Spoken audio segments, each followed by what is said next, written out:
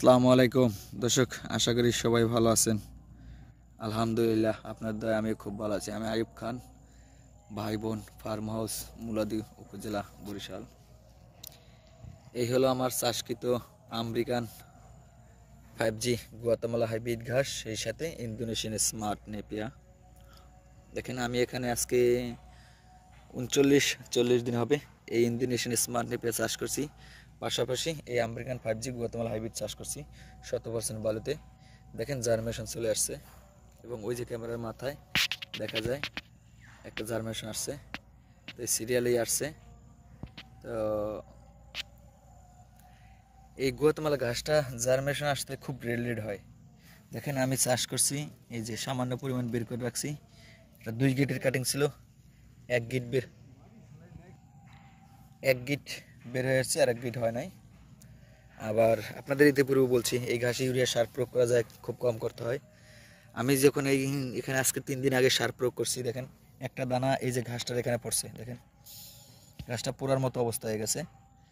তো এই ঘাসটা আর কি, গুয়াতেমালা ঘাসে ইউরিয়া সার প্রয়োগ করতে হলে অবশ্যই শুধু গোড়া দিতে হয়, আর বাইরে দেওয়া যায় না। আর আমার এখানে এই গাছের নিচে ছাওয়াযুক্ত জায়গায় স্মার্ট নেপের পাশাপাশি গুয়াতেমালা চাষ করছি, গ্যাপ বেশি দিছি। হয়তো একবার কাটার উপযোগী হয়ে যাবে স্মার্ট, এরপরে গুয়াতেমালা চলে আসবে। কিন্তু আসবে বলতে আপনার স্মার্ট নেপিয়া যখন 4 ফিট, এখন 4 ফিট 4.5 ফিট আছে, এবং এই গুয়াতেমালাটা আর কিছুদিন গেলে যখন এখানে জৈব সার পাবে বা মাটি পাবে, তখন এখানে শাখা প্রশাখা বৃদ্ধি করে খুব দ্রুত আর কি এটাতে ছাড়া যাবে স্মার্ট নেপিয়ার। তো আপনারা যারা ইন্দোনেশিয়ান স্মার্ট নেপিয়া হাই প্রোটিন একটা ঘাস, বাংলাদেশের পপুলার একটা ঘাস, এটা বাংলাদেশে একমাত্র ছাওয়াযুক্ত জায়গায় স্মার্ট নেপিয়াই হয়, অন্যান্য ঘাস হয় না। সেক্ষেত্রে আপনারা বাগানে ছাওয়াযুক্ত জায়গায় এই ধরনের ঘাস চাষ করতে পারেন। 22-27% প্রোটিন। আর এই গুয়াতেমালা ঘাস সরাসরি ক্যালসিয়াম ও জেলিযুক্ত ঘাস, এবং প্রোটিন পার্সেন্ট 22-30। আর তার চেয়েও বড় কথা, ঘাস যেমন আমরা মানুষ বাঙালি, নদীমাতৃক দেশ বাংলাদেশ, আমাদের প্রিয় খাবার মাছ এবং ভাত। তো গবাদি পশুর জন্য বেস্ট কোয়ালিটির খাবার হলো ঘাস।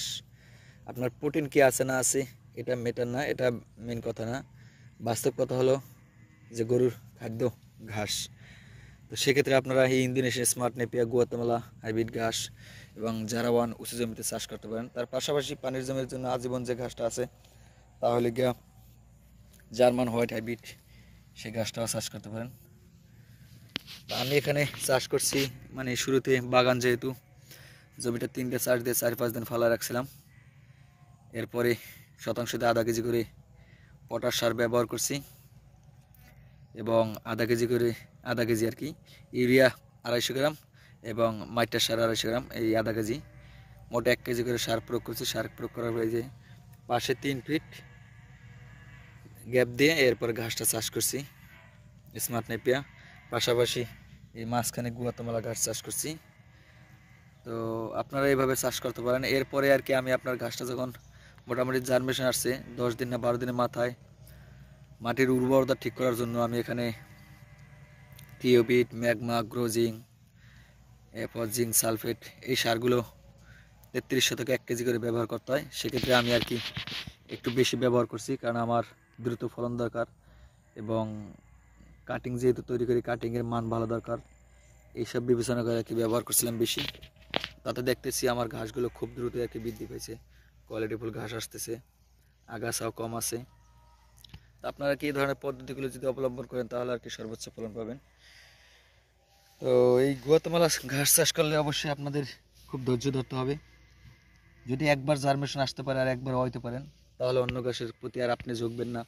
আমরা যত কথাই বলি না কেন যে এই ঘাস সেরা, ওই ঘাস সেরা, তো গুয়াতেমালা বেস্ট কোয়ালিটির একটা ঘাস। আপনারা যখন ওয়েবসাইটে ঢুকবেন, তখন আপনারা দেখবেন আসলে এটা খুব ভালো একটা ঘাস, বাংলাদেশের জন্য আশীর্বাদ হিসেবে আসবে। কারণ সরাসরি যেহেতু ক্যালসিয়াম জড়িত এবং জেলি যুক্ত হাই প্রোটিন ঘাস অন্যান্য ঘাসের যা নাই, তো সেক্ষেত্রে আপনাদের সাপোর্ট করে আপনারা এই ধরনের ঘাসগুলোই চাষ করবেন, তাহলে অবশ্যই আপনারা উপকৃত হবেন। দেখেন, আমার এই গাছটা আজকে 39 দিনের মাথায়, গত 3 দিন আগে সার প্রয়োগ করছি। 20 দিন পরে যখন এই গাছটা 60 দিনের মাথায় গাছটা আপনার 5 ফিট হয়ে যাবে, এবং ঝোপটা আরও অনেক বড় হবে। এখন এই ঘাসটা একটা ঝোপে 50টার উপরে ঘাস আছে। তো এটা যখন কাটার পরে গোড়ায় মাটি দিলে আবার শাখা প্রশাখা বৃদ্ধি পাবে। আপনারা সবাই জানেন স্মার্ট নেপিয়া ঘাসের গিট হয় ঘন ঘন, এই যে গিটগুলো খুব ঘন হয়, যত গিট ঘন হয় আর মাটি পাইলে ও শাখা প্রশাখা বৃদ্ধি পায়, খুব দ্রুতই বৃদ্ধি পায়। তো সেক্ষেত্রে আর কি আপনারা এই ঘাসগুলো চাষ করবেন। আমি এই ঘাসগুলো গ্যাপ বেশি দিছি এবং চারা টু চারা খুব ঘন করে চাষ করছি, কারণ আমার দরকার কাটিং। আমি আর কি দেখেন এখানে আমি কয়েকটা কাজ করি যেগুলো আপনারা করবেন না। আমি ঘাসটা হওয়ার পরে আস্তা মাটি চাকা গোড়ায় দিছি, যার কারণে আমার ঝোপ কম হয়েছে। কারণ এখানে বর্ষার সময় 2-3 ইঞ্চি পানি জমে, এই কারণে আর কি ডাইরেক্ট আস্তা করে চাকা গোড়ায় দিয়ে উঁচা করছি। যদি লেবেল জমি হইতো তাহলে আর কি আপনার এই ঝোপ আরও বড় হইতো অনেক। তো আমার আর কি আপনার বর্ষার সমস্যা রোধ করার জন্য আমি শুরু থেকে মানে ব্যবস্থা নিয়েছি। হয়তো শুরুতে আমি একটু ফলন কম পাবো, কিন্তু পরবর্তীতে আর কি বেশি পাবো। দেখেন এই যে ঝোপটা আমি এই গোড়ায় মাটি দেওয়ার কারণে আস্তা চাকা ঝোপটা কম হয়েছে, শাখা প্রশাখা কম পাইছে। কিন্তু এতে আমার হবে কি পরবর্তীতে উপকার হবে। প্রথমবার আপনার একটু কম পাবো, কারণ একবার কাটার পরে এখানে আরেকটু মাটি দিয়ে উঁচু করব, তখন আর কি শাখা প্রশাখা বৃদ্ধি পাবে। তো যাদের কি পানিতে সমস্যা হয়, 2 ইঞ্চি 1 ইঞ্চি পানি যায় বা পানি উঠে নামা যায়, আপনারা এই ধরনের পদ্ধতিগুলো অবলম্বন করবেন, তাহলে আর কি সর্বোচ্চ ফলন পাবেন। সেটা যে ঘাস হোক, স্মার্ট নেপিয়া হোক, গুয়াতেমালা হোক, জারা হোক, এলিফ্যান্ট হোক। যদি দেখেন যে বর্ষায় 2-3 ইঞ্চি পানি জমে থাকে, তাহলে আর কি এই ধরনের পদ্ধতিগুলো অবলম্বন করবেন। গ্যাপ বেশি দিবেন এবং গ্যাপের থেকে মাটি নিয়ে ঘাসের গোড়ায় দিবেন, তাহলে আর কি আপনাদের জন্য খুব ভালো হবে। তো আশা করি পুরো ভিডিও জুড়ে থাকার জন্য সবাইকে অসংখ্য অসংখ্য ধন্যবাদ, এবং আপনাদের সুন্দর মতামতগুলো আশা করি এবং সাপোর্ট একান্তই কাম্য। তাই আজকের মতো এখানে বিদায় নিচ্ছি। সবাই ভালো থাকবেন। আল্লাহ হাফেজ।